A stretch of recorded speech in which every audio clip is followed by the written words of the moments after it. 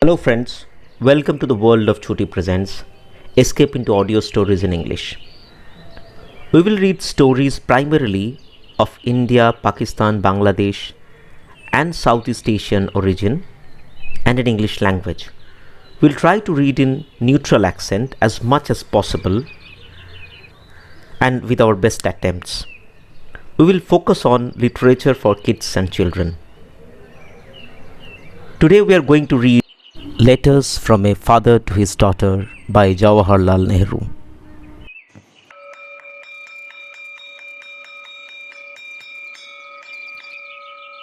Chapter 3 The Making of the Earth. You know that the earth goes round the sun and the moon goes round the earth. You know also perhaps that there are several other bodies which, like the earth, goes round the sun. All these, including our earth, are called planets of the sun. The moon is called a satellite of the earth because it hangs onto it. The other planets have also got their satellites. The sun and the planets with their satellites form a happy family. This is called the solar system. Solar means belonging to the sun, and the sun being the father of all the planets, the whole group is called the solar system. At night, you see thousands of stars in the sky. Only a few of these are the planets, and these are really not called stars at all. Can you distinguish between a planet and a star? The planets are really quite tiny, like our Earth, compared to the stars, but they look bigger in the sky because they are much nearer to us. Just as the moon, which is really quite a baby, looks so big because it is quite near to us. But the real way to distinguish the stars from the planets is to see if they twinkle or not. Stars twinkle, planets do not. That is because the planets only shine because they get the light of our sun. It is only the sunshine on the planets or the moon that we see. The real stars are like our sun. They shine of themselves because they are very hot and burning. In reality, our sun itself is a star. Only it looks bigger as it is nearer and we see it as a great ball of fire. So then, our earth belongs to the family of the sun, the solar system.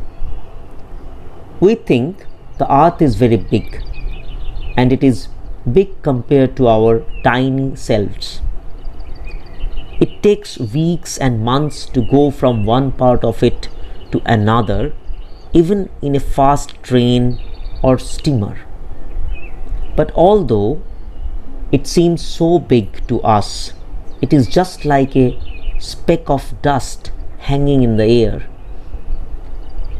The sun is millions of miles away, and the other stars are even farther away.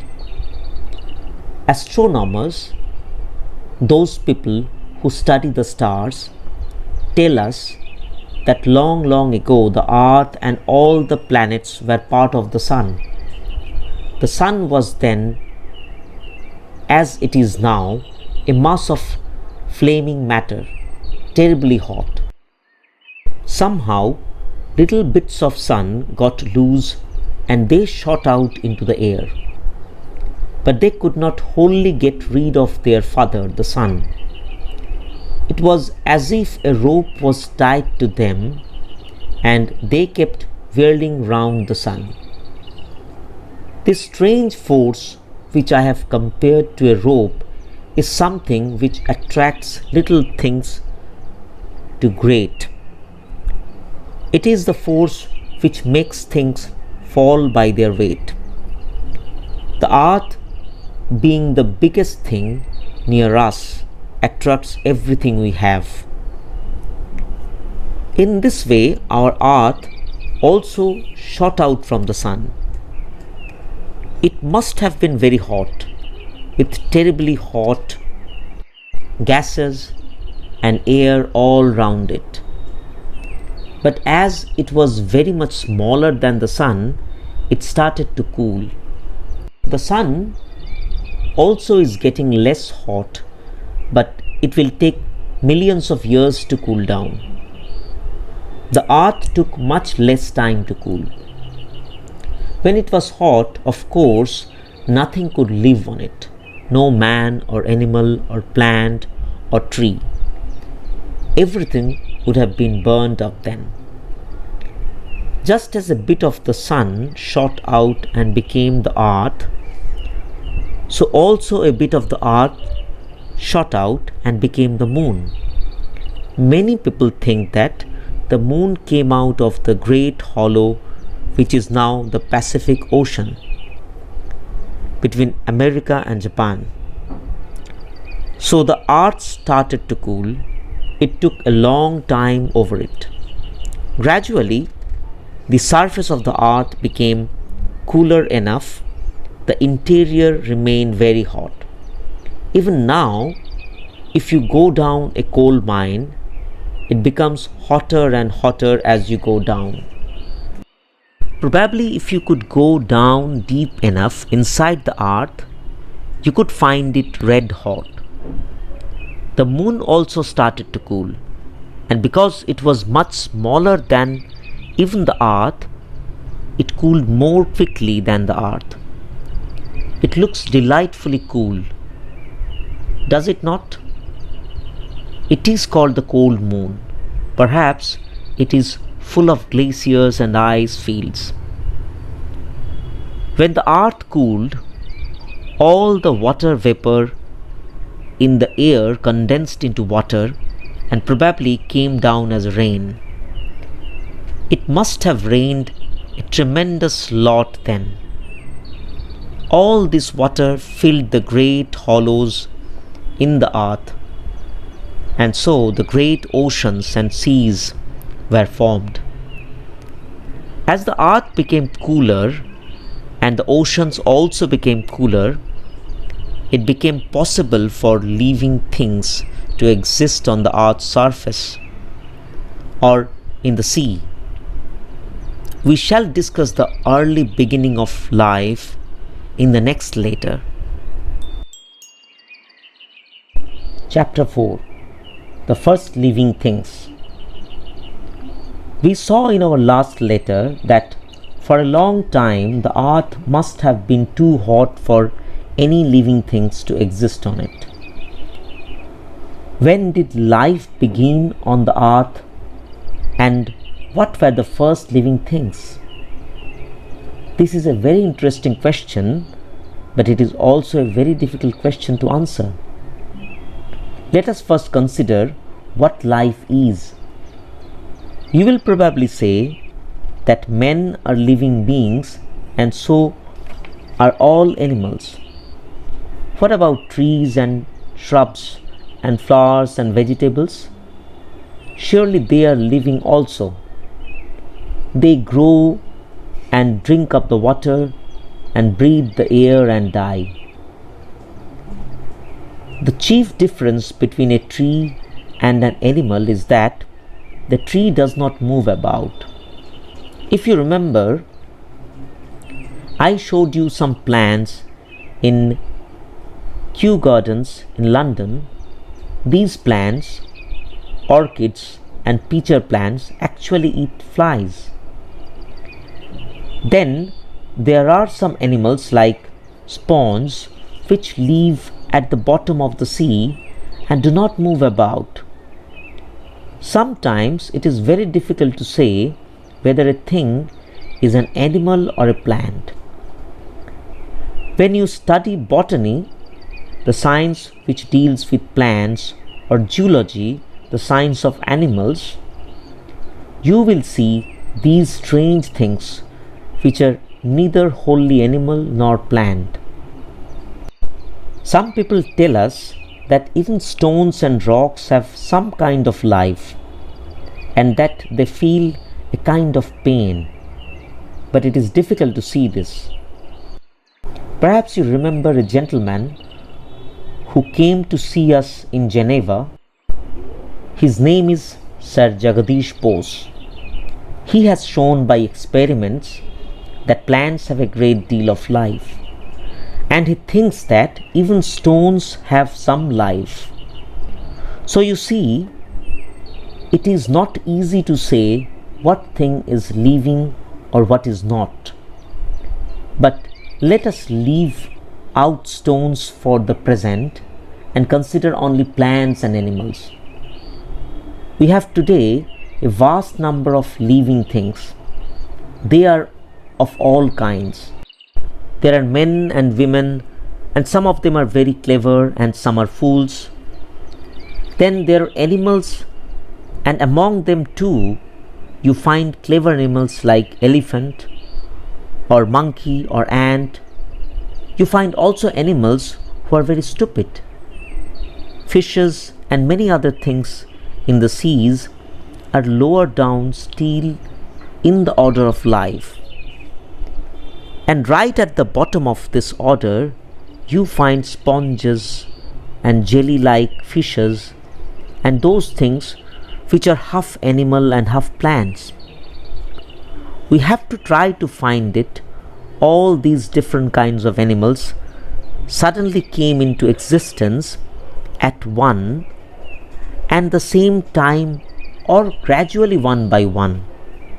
How are we to find this? We have no regular books of these ancient times. But can our books of nature help us? It does help. We find the old rocks, bones of animals. These are called fossils. And when we find them, we can say that when that rock was formed long ago, the animals whose bones we have found must have lived. You saw many fossils of this kind, big and small, at the South Kensington Museum in London. When an animal dies, his soft and fleshy part go bad very quickly, but his bones remain for a very long time. And it is these bones that we find and which tell us something of those animals of far off days. But suppose an animal has no bones like the jellyfish, it will leave nothing behind when it dies. When you examine the rocks carefully and collect all the old fossil bones that we find, we can see that different kinds of animals lived at different periods. They did not all come together from nowhere. At first, there are very simple animals like shells, shellfish, for instance. The beautiful shells you pick up at the seaside are all the bony covering of animals who have died. Later, we find more complicated animals, snakes, enormous beasts bigger than our elephants, the birds and animals resembling those we have today. Last of all, we find remainings of man. So it appears as if there was a certain order in the appearance of animals. At first, the simplest animals, then a higher type of animal getting more and more complicated till we reach what is called now the highest type of animal, man. How the simple sponge and shellfish developed and changed and improved themselves so much is a most interesting study, and perhaps someday I shall tell you about it. But at present, we are concerned with the first living things. Probably the first living things, when the earth cooled down, were soft jelly-like substances without any shell or bones living in the sea. We have no fossil remaining of these because they had no bones, and so we have no guess more or less. There are many jelly-like things like these in the sea even today. They are round, but their shape is continually changing as there is no bone or shell. They are something like this. You will notice the spot in the center. It is called the nucleus, and it is a kind of heart. These animals, or whatever they are, have a curious way of dividing and becoming two. They start getting thinner at one place and go on doing so till they break off into two jelly-like things. And both of these are just like the original one. This division takes place after this fashion. You will see that the nucleus or heart also divides, and each part of these gets a bit of it. In this way, these animals go on dividing and increasing. Something of this kind must have been the first living things on this earth of ours. What a simple and humble representative of life it was. There was nothing better or higher in the whole earth then. The real animals had not come, and man was not to come for millions of years. These jelly-like things were followed by seaweeds and shellfish and crabs and worms. Then came fishes. We know a lot about these as they had hard bony parts or shells, and they left these for us to find so long after them and to study them.